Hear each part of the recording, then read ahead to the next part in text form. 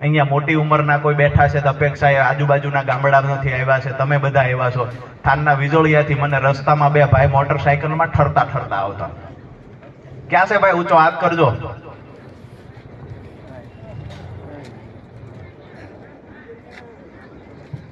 જો એ બે અમે આવતા ને તો અમે નાળે હજી ઊભા રહ્યા, તો એ મોટરસાયકલમાં ઠરતા ઠરતા એ કે આ રાજુભાઈ અહીંયા છે. એટલે મેં કીધું ક્યાંથી આવો છો? મને કે અમે થાનના વિજોળિયાથી. મેં કીધું ઠેઠ અહીંયાથી અહીં ધક્કો કર્યો ઠંડીનો? એ મને કે તમને એકલા નથી પડવા દેવાની, તમારી હારે ઊભું રહેવાનું છે ને એટલે ધક્કો કર્યો. આ જોમ જુસ્સો મારી સાથે છે ને એટલે ગમે એ મોરચે લડવાની ભગવાન મને તાકાત આપે છે.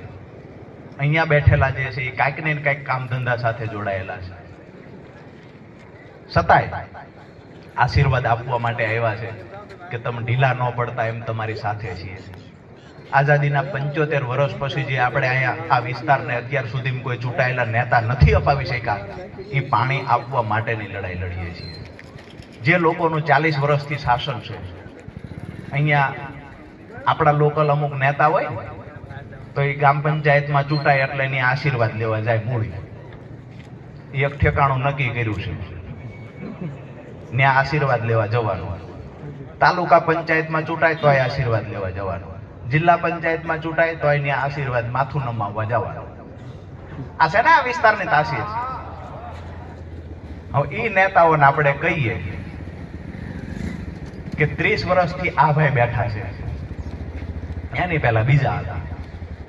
30 વર્ષની અંદર એક પણ વખત એને ખેડૂતો માટે મોરચો માંડ્યો હોય, ખેડૂતો માટે લડાઈ લડ્યા હોય, એક દાખલો ખાલી આપી દે, રાજુભાઈ જાહેર જીવન છોડ દે છે. 30 વર્ષમાં ઈ માણસ ખેડૂતો માટે કઈ બોલ્યો નથી. આજે આપણે ખેડૂતોને કહીએ કે લડવાનું છે, બહાર નીકળો, એની સામે અવાજ ઉઠાવો, તો કોઈ એવું કહે છે, એના જે મળતિયાઓ જે મેં તમને કીધું કે એના ચેલાઓ છે, ઈ એવું કહે છે કે તમને પછી ઓલા નડ છે ચેકિંગ આવશે. આવું તમારી પાસે હારું કઈ છે? બધા હથિયાર આજ છે, નડવા સિવાય કઈ છે નહીં. તમે જીતીને આશીર્વાદ